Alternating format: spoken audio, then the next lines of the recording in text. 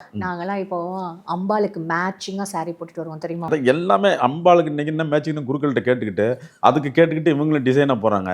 அம்பாளுக்காக உருகுறாங்க. வூட்டு வீட்டுக்கு பிரச்சனைம்மா. ஏன் இவ்வளவும் போறாங்க? ஏன் பெண்கள் அதிகம் கூட்டம்னா, வீட்டுக்கு பிரச்சனை. அவர்களுக்கு வெளிப்படுதல் வேணும்ல. அன்னைக்கு ஒரு தாய் வீடு இருந்தது.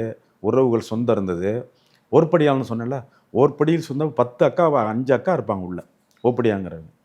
பல ஊர்லேருந்து பிறந்து ஒரு வீட்லயே கல்யாணம் பண்ணிட்டு வந்தவங்க. அப்போ ஒருத்திக்கு ஒரு பிரச்சனைனாலும் இன்னொருட்ட "அக்கா இப்படி இருக்குதுக்கா, என்னக்கா செய்வேன்? அக்கா தங்கச்சி" இப்படின்னு சொன்னோனே, அவர்கள்லாம் ஆறுதல், தேறுதல் இருந்தது. ஆற்றுதல், பலம் இருந்ததுல்ல தேற்றுதல் சார். வந்து மன நிம்மதி. "இருடி எல்லாம் கவலைப்படாத, நமக்கு ஒரு காலம் வரும். நானும் அப்படித்தானே இருக்கேன்." அப்படின்னு சொல்லி ஒரு பெண்கள்லாம் பகிர்மானம் இருந்தது. சார் இன்னைக்கு இப்பலாம் ஃபிளாட்ஸ்ல உறவுகள் பக்கத்து வீட்ல பகிர்மானம் இல்லையேம்மா. சார் இப்பலாம் உறவுகள் பலமா, பலவீனமான்ற ஒரு வாக்குவாதத்துக்குள்ள பலகீனமே வந்துட்டாங்க இல்லையே. சார். பலகீனமும் இல்ல, பலமும் இல்ல. இருந்தா தானே பலகீனம்னு சொல்ல முடியும். இல்லையே.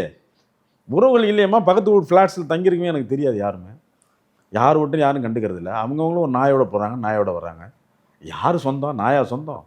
மனுஷன் தானே சொந்தம். என்ன பண்ண சொல்றீங்க? இப்படி ஒரு உலகம் மாறிக்கிட்டு இருக்கு. பயமா இருக்கு. அம்பாள எல்லாரும் கும்பிடுவோம். ஆடி மாசம். இந்த மாசம் 1 இன்னைக்கு அம்பாள் 1.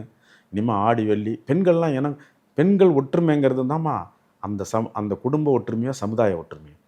ஒரு ஒரு நாட்டில் பெண்கள் வளம் எப்படி இருக்குதோ, தமிழர்கள் வளர்ந்ததுக்கும், தமிழ் நாகரிகம் ஓஹோன்னு இன்னைக்கு இருக்கிறதுக்கும் காரணமே பெண்கள் வழிபாடு தான்.